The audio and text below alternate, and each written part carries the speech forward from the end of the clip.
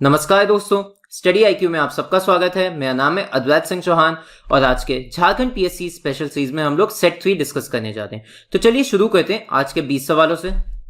तो international goal award 2020, इनमें से बताइए किस व्यक्ति को अवार्ड दिया गया है जो कि झारखंड से एसोसिएटेड है। तो पहला ऑप्शन है कामेश्वर प्रसाद, फिर है निशा ओरांव, थर्ड ऑप्शन है डॉक्टर राकेश कुमार और फोर्थ है बुलू इमाम। एक हिंट दे देता हूं, ये एक रिनोन्ड एग्रीकल्चर साइंटिस्ट है। तो इसका सही जवाब है डॉक्टर राकेश कुमार। यह बिरसा एग्रीकल्चरल यूनिवर्सिटी से एसोसिएटेड है और यह यूनिवर्सिटी रांची में है। अब यह अवार्ड एक एनजीओ द्वारा दिया गया है। एनजीओ का नाम है गोल, जो कि अनएम्प्लॉयमेंट, पॉवर्टी, हेल्थ, इन इश्यूज पे काम करता है और ये दिल्ली बेस्ड एनजीओ है। अब चलते हैं दूसरे सवाल की ओर। तो बताइए कि इनमें से कौन सा statement with respect to steel sustainability champions award 2018 सही है। तो यह अवार्ड टाटा स्टील को दिया गया है, जो कि जमशेदपुर सिटी में लोकेटेड है, झारखंड के। और यह award ministry of steel, government of India द्वारा दिया जाता है। अब बताइए इनमें से कौन सा स्टेटमेंट सही है। तो देखिए, पहला स्टेटमेंट आपका सही है। रिसेंटली 6 कंपनियों को यह अवार्ड दिया गया था, जिनमें से टाटा स्टील और टाटा स्टील यूरोप दोनों को यह अवार्ड मिला है। दूसरा स्टेटमेंट आपका गलत है। यह वर्ल्ड स्टील एसोसिएशन द्वारा दिया जाता है। और वर्ल्ड स्टील एसोसिएशन के बारे में खास बात बता दूं तो देखिए, ये एक इंटरनेशनल ट्रेड बॉडी है, नॉन प्रॉफिट बॉडी है, जो कि स्टील और आयरन के सेक्टर में वर्क करती है। और इसका हेडक्वार्टर है ब्रसल्स में, यानी बेल्जियम में इसका हेडक्वार्टर लोकेटेड है। और रही बात टाटा स्टील की, तो देखिए टाटा स्टील को उसके रिस्पॉन्सिबल कॉर्पोरेट एथिक्स की वजह से यह अवार्ड दिया गया था और यह अवार्ड उसे लगातार दूसरी बार दिया गया है। अब रिसेंटली एक गोल्ड रिजर्व डिस्कवर की गई थी झारखंड में, जहां पे सब्सटेंशियल अमाउंट ऑफ गोल्ड कहा गया है प्रेजेंट है। लगभग 250 केजी का गोल्ड रिजर्व है वहां पे। अब बताइए कि इनमें से कौन से डिस्ट्रिक्ट में एक्सप्लोर की गई थी। तो पहला ऑप्शन है वेस्ट सिंहभूम डिस्ट्रिक्ट, फिर है ईस्ट सिंहभूम, फिर सिमडेगा और लास्ट में है सरायकेला खारसवान डिस्ट्रिक्ट। अब देखिए, इसका सही जवाब है ईस्ट सिंहभूम डिस्ट्रिक्ट। तो ईस्ट सिंहभूम में आपको ये मिली है। अब ईस्ट सिंहभूम डिस्ट्रिक्ट के बारे में कुछ खास बात यहां पर। तो देखिए, पहली बात तो ये कि ये उड़ीसा से बॉर्डर शेयर करता है ये डिस्ट्रिक्ट। उसके बाद ईस्ट सिंहभूम डिस्ट्रिक्ट में जमशेदपुर आपका लोकेटेड है। तो जमशेदपुर एक इंपॉर्टेंट शहर है यहां पर। इसके बाद घाटशिला भी एक इंपॉर्टेंट टूरिस्ट स्पॉट है। तो आप घाटशिला का नाम जरूर से याद रखिएगा कि ये ईस्ट सिंहभूम डिस्ट्रिक्ट में लोकेटेड है। फिर यहां पर माइंस हैं और ये माइंस है कॉपर और यूरेनियम की। तो आप याद रखिएगा कि कॉपर और यूरेनियम की माइंस के लिए भी ये डिस्ट्रिक्ट आपका जाना जाता है, जिसमें कॉपर की एक फेमस माइन है सोयडा माइन। तो सोयडा का नाम आप याद रखिए कि ये कॉपर से एसोसिएटेड है। फिर यहां पर चित्रेश्वर टेम्पल है। अब चित्रेश्वर टेम्पल के बारे में कहा जाता है कि इंडिया का 2nd नंबर का सबसे बड़ा शिवलिंग चित्रेश्वर मंदिर में है। तो चित्रेश्वर शंकर जी का एक मंदिर है, जहां पे शिवलिंग उसका 2nd लार्जेस्ट है इंडिया में। तो ये रही जानकारी ईस्ट सिंहभूम डिस्ट्रिक्ट के बारे में। अब सिमडेगा डिस्ट्रिक्ट के बारे में भी कुछ जान लेते हैं। तो देखिए, सिमडेगा डिस्ट्रिक्ट जो है, वहां पे गजपति रूलर्स जो कलिंगा के थे वो रूल करते थे। तो आप याद रख सकते हैं गजपति रूलर्स ऑफ कलिंगा। तो यहां पे जब उड़ीसा के रूलर्स का रूल था, तो थोड़ा सा उड़ीसा का कल्चर देखने को यहां पे ज्यादा मिलता है। फिर यहां पर एक फेमस वाइल्ड लाइफ सेंचुरी भी है, पालकोट वाइल्ड लाइफ सेंचुरी। तो आप ये याद रखिए कि वाइल्ड लाइफ सेंचुरी एक इंपॉर्टेंट है यहां पर, जिसपे सवाल पूछा जा सकता है। ये सिमडेगा में लोकेटेड है। और फिर यहाँ पे केटुंगा धाम भी है। अब देखिए, केटुंगा धाम एक बुद्धिस्ट सेंटर है। कहते हैं कि सम्राट अशोक कलिंग वॉर के बाद केटुंगा धाम उन्होंने विजिट किया था। तो केटुंगा धाम आप सिमडेगा डिस्ट्रिक्ट से याद कर सकते हैं। इसके बाद थोड़ी सी जानकारी वेस्ट सिंहभूम डिस्ट्रिक्ट के बारे में भी देख लेते हैं। तो देखिए, वेस्ट सिंहभूम डिस्ट्रिक्ट जो है, ये भी उड़ीसा के साथ बॉर्डर शेयर करता है और ये लार्जेस्ट डिस्ट्रिक्ट है झारखंड का। तो ये एक इंपॉर्टेंट फैक्ट है इसके बारे में कि ये लार्जेस्ट डिस्ट्रिक्ट है झारखंड में। इसके बाद बैतारिनी रिवर यहां से फ्लो करती है। तो ये आप याद रख सकते हैं, बैतारिनी रिवर है। अब देखिए, बैतारिनी रिवर उड़ीसा से भी फ्लो करती है। तो आपको ये याद रखना है कि कौन से डिस्ट्रिक्ट हैं जो बॉर्डर शेयर करते हैं, वहीं से ये रिवर निकलती होगी। तो वेस्ट सिंहभूम से बैतारिनी रिवर है। और अब यहाँ के रिसोर्सेज की बात करें अगर, तो देखिए रिसोर्स रिच डिस्ट्रिक्ट है ये। आयरन ओर के रिसोर्सेज हैं यहाँ पर, क्रोमाइट यहाँ पे पाया जाता है, लाइमस्टोन भी यहाँ पर मिलता है। इसके अलावा मैंगनीज की भी माइंस है यहाँ पर। तो आप यहाँ पर ये रिसोर्सेज याद रखिएगा कि यहाँ पे आयरन ओर है, क्रोमाइट है, मैंगनीज है और लाइमस्टोन है। तो ये जानकारी है वेस्ट सिंहभूम डिस्ट्रिक्ट के बारे में। अब बताइए, इनमें से कौन से मेडिकल कॉलेज को ऐसा प्रपोज किया है कि कन्वर्ट किया जाएगा पहली मेडिकल यूनिवर्सिटी में, यानी झारखंड की जो पहली मेडिकल यूनिवर्सिटी बनेगी, इनमें से कौन से कॉलेज को कन्वर्ट करके बनेगी? तो पहला ऑप्शन है पीएमसीएच धनबाद, फिर आता है एमजीएम जमशेदपुर, थर्ड ऑप्शन है central institute of psychiatry Ranchi, और लास्ट है नन ऑफ द अबव। देखिए इसका सही जवाब है नन ऑफ द अबव, क्योंकि Rajendra institute of medical sciences जो कि रांची में लोकेटेड है, इसे कन्वर्ट किया जाता है और ये आपके स्टेट की पहली मेडिकल यूनिवर्सिटी बनेगा। तो इसलिए ये क्वेश्चन बहुत इंपॉर्टेंट हो गया है, तो इसे आप याद रखिएगा। तो बताइए निम्नलिखित में से कौन सी पर्सनालिटी है जिसे अभी सेक्रेटरी नियुक्त किया गया है ministry of tourism, sports and youth affairs of Jharkhand government? तो पहला ऑप्शन है डॉक्टर मनीष रंजन, फिर है पूजा सिंघल, विनय कुमार चौबे और प्रवीण कुमार टोप्पो। इसका सही जवाब है श्रीमती पूजा सिंघल। ये एक आईएएस ऑफिसर है 2000 बैच की, और इन्हें नियुक्त किया गया है secretary ministry of tourism, culture और यूथ अफेयर्स का।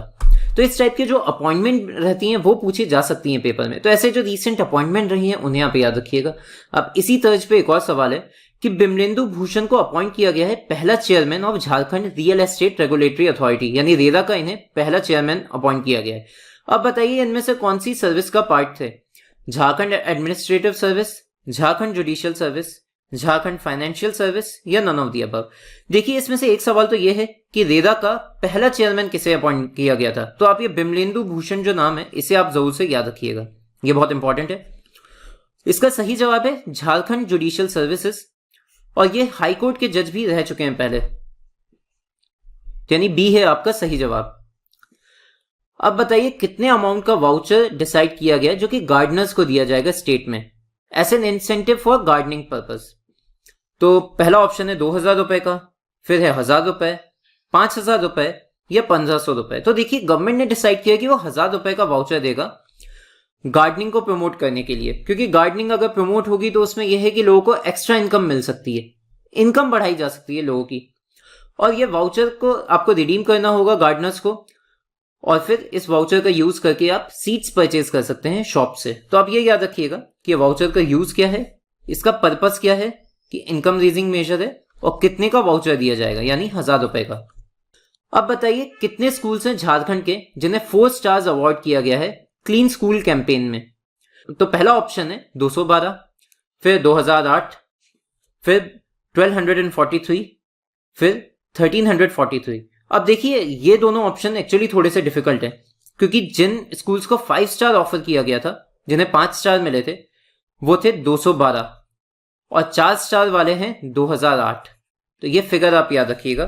अब देखिए मुख्यमंत्री स्वच्छ विद्यालय अवार्ड, उसके अंदर ये रेटिंग सिस्टम स्टार्ट किया गया है, तो आप ये याद रखिएगा कि ये मुख्यमंत्री स्वच्छ विद्यालय अवार्ड है जिसके अंदर ये रेटिंग सिस्टम आपने स्टार्ट किया गया है, और इसके अंतर्गत स्कूल्स को रेट किया जाता है।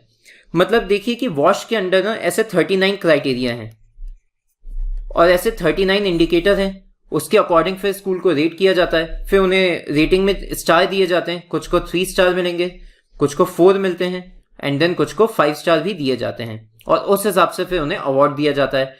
जैसे 50,000 का अवार्ड दिया जाता है 4 स्टार वालों को, वहीं पे 5 स्टार वालों को मिलता है यहाँ पे 1 लाख का अवार्ड। तो इस अवार्ड को आप याद रखिए, मुख्यमंत्री स्वच्छ विद्यालय अवार्ड, और फोकस एरिया है इसका वॉश, यानी कि water, sanitation, hygiene, drinking water है या नहीं है, इन सब क्राइटेरिया के अकॉर्डिंग अवार्ड देते हैं। तो अब 9th क्वेश्चन है कि झारखंड की जो नई स्पोर्ट्स पॉलिसी है उसके अंदर नेशनल लेवल चैंपियन को कितना अवार्ड दिया जाता है, यानी वो एलिजिबल है कितना प्राइज मनी के लिए, कितना अवार्ड उसे मिलेगा। तो पहला ऑप्शन है 20,000, दूसरा है 50,000, तीसरा ऑप्शन है 1 लाख, और फोर्थ ऑप्शन है आपका 1.5 लाख रुपए का प्राइस। तो देखिए इसका सही जवाब तो है सी ऑप्शन, यानी कि 1 लाख का प्राइज मनी दिया जाएगा अगर कोई नेशनल लेवल का चैंपियन है तो। अब थोड़ी सी जानकारी देख लेते हैं जो झारखंड की नई स्पोर्ट्स पॉलिसी आई है। तो देखिए पहली बात तो यह कि इसने मैंडेटरी कर दिया है स्पोर्ट्स सभी स्कूलों में, यानी स्पोर्ट्स सब अनिवार्य हो चुका है हर स्कूल में, स्कूल लेवल पे ये मैंडेटरी है। उसके बाद मंथली पेंशन की बात की गई है कि जो फॉर्मर प्लेयर्स हैं, सीनियर प्लेयर्स हैं, इनको मंथली पेंशन भी एक दी जाएगी, क्योंकि रिसेंटली एक इंटरनेशनल फुटबॉल प्लेयर है जिन्हें देखा गया था पत्तल बनाते हुए, संगीता सोरेन नाम है उनका। तो इसी कंडीशन को देखते हुए ये बात निकाली गई कि देखिए अगर किसी नेशनल लेवल के या इंटरनेशनल प्लेयर को अगर ऐसी पॉवर्टी में रहना पड़े, इतनी गरीबी में रहना पड़े, तो फिर वो बात सही नहीं है। इसके बाद कैश प्राइज की बात की गई है मेडल्स के लिए, अब देखिए कैश प्राइज यहाँ पर नेशनल लेवल के लिए भी मिलेगा, ओलंपिक्स के लिए भी मिलेगा, खेलो इंडिया के लिए भी मिलेगा। अगर कोई वर्ल्ड कप भी जीतता है तो उसे भी एक कैश प्राइज मिलेगा मेडल्स के लिए। उसके बाद जयपाल सिंह मुंडा अवार्ड भी अनाउंस किया गया था। तो आप ये याद रखिएगा कि जयपाल सिंह मुंडा अवार्ड स्पोर्ट्स से रिलेटेड है और ये प्लेयर्स और कोचेस को दिया जाएगा और ये अवार्ड अभी नई पॉलिसी में अनाउंस किया गया है। और ब्रीफ में आपको बता दें कितना अवार्ड मिल सकता है। तो देखिए, अगर कोई ओलंपिक में गोल्ड लेकर आता है तो उसको 2 करोड़ का प्राइज मनी है यहां पर, और वहीं पर अगर कोई वर्ल्ड कप में गोल्ड लेकर आता है तो उसको 20 लाख का प्राइज मनी मिलेगा यहां पर, और ये दोनों गोल्ड के लिए हैं। इसके अलावा सिल्वर और ब्रोंज मेडल के लिए भी अलग अलग अवार्ड दिए जाएंगे। अब बताइए अगला सवाल वो भी मिलता जुलता है पिछले प्रश्न से। तो देखिए कि जो विनर होगा सिल्वर मेडल का खेलो इंडिया चैंपियनशिप में, उसे कितना प्राइज मनी दिया जाएगा। तो पहला ऑप्शन है 40,000 का, फिर है 50,000, सी ऑप्शन है 60,000 और डी ऑप्शन है 80,000 का। तो इसका सही जवाब है ए, यानी कि आपको 40,000 का प्राइज मनी दिया जाएगा खेलो इंडिया चैंपियनशिप में अगर कोई सिल्वर मेडल जीत कर लाता है तो। अब रिसेंटली एक मूवी आई थी, हमें विकास की धूल नहीं फूल चाहिए। यह बताइए इनमें से कौन सी डेट को रिलीज हुई है झारखंड में। पहला ऑप्शन है 5 जून 2020, बी ऑप्शन है 6 जुलाई 2020, सी ऑप्शन है 7 अगस्त 2020 और डी है नन ऑफ दी अबव। अब देखिए ऐसे डेट याद रखना ये बहुत ट्रिकी है। तो इस क्वेश्चन को सॉल्व करने का एक तरीका तो यह है, अगर आपको इस मूवी का कंटेक्स्ट भी पता है तो आप इस क्वेश्चन को फिर भी हैंडल कर सकते हैं। जैसे ये जो मूवी है ये एनवायरमेंट रिलेटेड है, ये एनवायरमेंट पर फोकस करती है और वर्ल्ड एनवायरमेंट डे 5 जून को मनाया जाता है। तो अगर आपको याद भी अगर कि वर्ल्ड एनवायरमेंट डे जून के महीने में है तो आप एक गेस यहां पे मान सकते हैं कि इसका ऑप्शन ए हो सकता है और यही इसका सही जवाब है। 5 जून 2020 को यह मूवी रिलीज की गई थी। अब थोड़ा सा इस मूवी के बारे में भी जान लेते हैं, क्योंकि झारखंड पीएससी ने ऐसे कई बार सवाल पूछे हैं जो कि मूवी रिलेटेड है या एंटरटेनमेंट रिलेटेड है, जो झारखंड की प्रश्नभूमि से एसोसिएटेड रहे। तो ये जो मूवी है हमें विकास की धूल नहीं फूल चाहिए, ये वर्ल्ड एनवायरमेंट डे के दिन 5 जून 2020 को रिलीज की गई थी और इसे डायरेक्ट किया है बीजू टोपो और मेघनाथ ने। और इसका फोकस एरिया माइनिंग पर, जैसे कि माइनिंग के बाद जो रिहैबिलिटेशन करवाना चाहिए माइनर्स का, जगह का, पोल्यूशन, एनवायरमेंट फ्रेगमेंटेशन हो रहा है, एनवायरमेंट डिग्रेडेशन हो रहा है, तो इन सभी मुद्दों को उठाया इस मूवी ने। अब क्योंकि माइनिंग से रिलेटेड है, झारखंड की वैसे भी माइनिंग इंडस्ट्री जानी जाती है, तो ये थोड़ा सा आप ध्यान में रखिएगा, ये इंपॉर्टेंट हो जाती है। आपको ये मूवी का भी नाम पूछा जा सकता है कि इनमें से कौन सी मूवी है जो कि माइनिंग पे फोकस करती है, तो भी आप इस ऑप्शन को चूज कर सकते हैं। अब रांची म्युनिसिपैलिटी ने एक एमओयू साइन किया था कोलकाता की एक कंपनी है स्ट्रीट लाइट्स के साथ। तो अब बताइए वो इनमें से किस पर्पस के लिए साइन किया गया था। ऑनलाइन पेमेंट ऑफ बिल्स के लिए या इलेक्ट्रिसिटी थेफ्ट को रोकने के लिए। सी ऑप्शन कहता है auto reporting of sewer jamming और आपका डी ऑप्शन कहता है ऑनलाइन मॉनिटरिंग के लिए, जो साफ सफाई के प्रोग्राम है उनके लिए। तो इसका सही जवाब है डी ऑप्शन। रांची म्युनिसिपैलिटी ने एमओयू साइन किया था स्ट्रीट लाइट्स के साथ और फोकस था उसका क्लीनसिंग प्रोग्राम्स पे, ताकि ज्यादा एफिशिएंटली और इफेक्टिवली साफ सफाई के जो भी प्रोग्राम है उन्हें किया जा सके। अब बताइए वेद मरवा कौन से नंबर के गवर्नर थे स्टेट ऑफ झारखंड के। इनमें से सही ऑप्शन आपको चूज करना है। तो वो झारखंड के 3रे गवर्नर थे, 4थे थे, 5वें थे या 6वें थे। तो वेद मरवा जी के बारे में आपको बता दूं तो रिसेंटली उनका देहांत हुआ है। वो भूतपूर्व झारखंड के गवर्नर रहे, साथ ही साथ दिल्ली में भी वो कमिश्नर थे पहले। तो इसका सही जवाब है बी, यानी वो झारखंड के 4थे नंबर के गवर्नर थे। तो आप ये जानकारी याद रखिएगा क्योंकि रिसेंटली उनका देहांत हुआ है, तो करंट अफेयर्स में जानकारी पूछी जा सकती है, करंट अफेयर्स में क्वेश्चन उठाया जा सकता है। और उनका अगर हम लोग काल देख लें, टाइम देख लें, तो वो 12 जून 2003 से 9 दिसंबर 2004 के बीच गवर्नर रहे। अब बताइए कि इनमें से कौन से डिस्ट्रिक्ट में एक नया कोविड टेस्ट सेंटर खुला है हाल फिलहाल में। तो पहला ऑप्शन है रांची, साहिबगंज, दुमका या धनबाद। देखिए इसका सही जवाब है सी, यानी दुमका जिले में एक नया कोविड सेंटर खोला गया था। वहां पे ऑलरेडी पहले भी एक कोविड की टेस्टिंग सेंटर प्रेजेंट था, उसके अलावा ये नया खोला है वहां पर। और दुमका के अलावा पालामू और हजारीबाग ये 2 डिस्ट्रिक्ट हैं जहां पे एक नया टेस्ट सेंटर खोला गया है। अब आपका नाम बताना है एक नए एजुकेटिव यूट्यूब चैनल का जो कि लॉन्च किया गया है स्टूडेंट्स द्वारा बेसा एग्रीकल्चर यूनिवर्सिटी के रांची के। यानी आपको एक नए एग्रीकल्चर रिलेटेड यूट्यूब चैनल का नाम बताना है जो स्टूडेंट्स ने स्टार्ट किया है और ये स्टूडेंट है बेसा एग्रीकल्चर यूनिवर्सिटी के। तो पहला ऑप्शन है किसान मित्र, फिर आता है किसान जीवन, तीसरा ऑप्शन है एग्री विजार्ड और चौथा ऑप्शन है एग्री मित्र। तो इसका सही जवाब है एग्री विजार्ड। और ये जो YouTube चैनल है ये जानकारी देगा एग्रीकल्चर के बारे में, साथ ही साथ करियर काउंसलिंग के बारे में भी ये इन्फॉर्म करेगा कि आपको एग्रीकल्चर की फील्ड में क्या क्या आप करियर चूज कर सकते हैं, क्या क्या ऑप्शंस हो सकते हैं आपके पास। और आप ये भी याद रखिएगा कि बेसा एग्रीकल्चरल यूनिवर्सिटी एसोसिएटेड है एग्री विजार्ड के साथ। आप बताइए इनमें से कौन सा इंस्टीट्यूट है झारखंड का जो कि टेक्निकल पार्टनर के रूप में पार्टिसिपेट कर रहा है बुलेट ट्रेन प्रोजेक्ट में। तो ISM Dhanbad, Birla institute of technology Sindri, central institute of mining and fuel research है धनबाद और NIT जमशेदपुर। देखिए बुलेट ट्रेन प्रोजेक्ट है जो कि इंडिया और जापान साथ में मिलकर बना रहे हैं और ये मुंबई और अहमदाबाद के बीच में लॉन्च की जाएगी। तो आप ये याद रखिएगा कौन से 2 शहर हैं बुलेट ट्रेन से एसोसिएटेड। अब इसका सही जवाब तो है central institute of mining and fuel research. और ये इसलिए इन्वॉल्व है क्योंकि देखिए इसमें ग्राउंड की भी काफी स्टडी की जाती है। बुलेट ट्रेन डेवलप करेंगे तो वहां पे टनल्स आपको डेवलप करने रहेंगे और ये इंस्टीट्यूट काफी ज्यादा माइनिंग और ग्राउंड की स्टडी के लिए जाना जाता है, इसीलिए ये पार्टनर है इसका।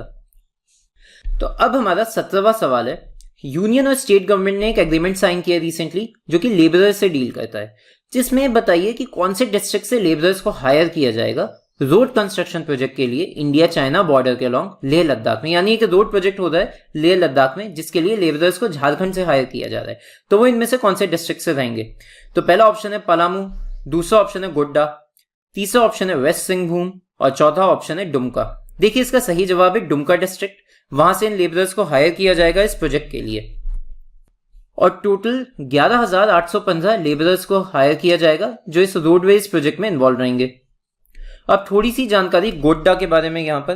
तो देखिए गोड्डा जो है वो पहले संथाल परगना का पार्ट हुआ करता था। इसके अलावा ये कोल माइंस के लिए भी जाना जाता है। जो राजमहल माइंस हैं वो यहीं पर लोकेटेड है, राजमहल हिल से एसोसिएटेड है राजमहल माइंस, तो आप ये याद रखिएगा। और ये है कोल माइंस। बाकी पालामू, वेस्ट भूम और डुमका, इन 3 डिस्ट्रिक्ट के बारे में मैं आपको अभी तक जानकारी दे चुका हूं, जो भी वहां के इंपॉर्टेंट फीचर्स हैं ये जिन पे सवाल बनाए जा सकते हैं। अब 18 क्वेश्चन में आपको बताना है कि CMIE के सर्वे के according highest rate of unemployment इनमें से कौन से स्टेट में है। यानी centre for monitoring of Indian economy के सर्वे क्या कहते हैं कि सबसे ज्यादा अनएम्प्लॉयमेंट या बेरोजगारी कौन से स्टेट में है। तो ऑप्शन है बिहार, उत्तर प्रदेश, झारखंड और उड़ीसा। इसका सही जवाब है झारखंड। और रिसेंटली CMIE ने यह भी कहा है कि इंडिया की भी जो अनएम्प्लॉयमेंट रेट है जनवरी में वो अब कम हो गई है, वो अराउंड 6% हो गई है एट प्रेजेंट। तो ये इंडिया का फिगर है जो जनवरी में आया था।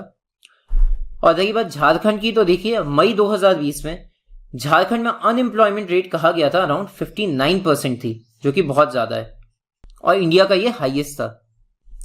अब अगला सवाल है, आपको ये बताना है कि कितनी % सॉइल है झारखंड की जिसमें एसिडिटी की प्रॉब्लम है, यानी सॉइल वहां की एसिडिक होती जा रही है। अब ये जो स्टडी है ये कंडक्ट करवाई थी बिरसा एग्रीकल्चरल यूनिवर्सिटी ने। तो बताइए इसका जवाब क्या है, 30%, 45%, 50% या 65%। अब देखिए अगर सॉइल में एसिडिटी अगर ज्यादा बढ़ती है तो इसमें कुछ प्रॉब्लम्स होती हैं। पहली बात तो ये कि सॉइल की फर्टिलिटी कम होती जाती है, यानी आपकी जमीन उतनी उपजाऊ नहीं रहती है। इसके अलावा सॉइल की बायोडाइवर्सिटी को भी बैडली अफेक्ट करती है, क्योंकि अगर एसिडिक सॉइल हो गई तो काफी सारे माइक्रो ऑर्गेनिजम्स रहते हैं, बैक्टीरियाज रहते हैं जो कि वहां पे सर्वाइव नहीं कर सकते हैं एसिडिक सॉइल में, और फिर उसकी बायोडाइवर्सिटी भी चेंज हो जाती है। दूसरे ऑर्गेनिजम्स हैं जो कि एसिडिक कंडीशंस में सर्वाइव करते हैं, वही वहां पे ज्यादा आपको देखने को मिलेंगे। जैसे फंगस फॉर एग्जांपल सर्वाइव कर सकता है, तो वह फंगस बढ़ता जाएगा और फिर ऐसे में आपके क्रॉप्स को भी डैमेज होगा, बाकी के जो ऑर्गेनिजम्स हैं उन्हें भी डैमेज होगा और उपजाऊ भी नहीं रह पाएगी, फर्टिलिटी भी कम होगी तो प्रोडक्टिविटी कम होगी, और साथ ही साथ बहुत सारे क्रॉप्स हैं जो कि सपोर्ट भी नहीं कर पाएंगे अगर सॉइल आपकी इस तरीके से एसिडिटी की वजह से डैमेज हो रही है। तो अब इसका सही जवाब है बी, और ये कहता है कि अराउंड 45% सॉइल है झारखंड की जिसमें एसिडिटी बढ़ गई है, जो एसिडिटी की प्रॉब्लम से ग्रस्त है।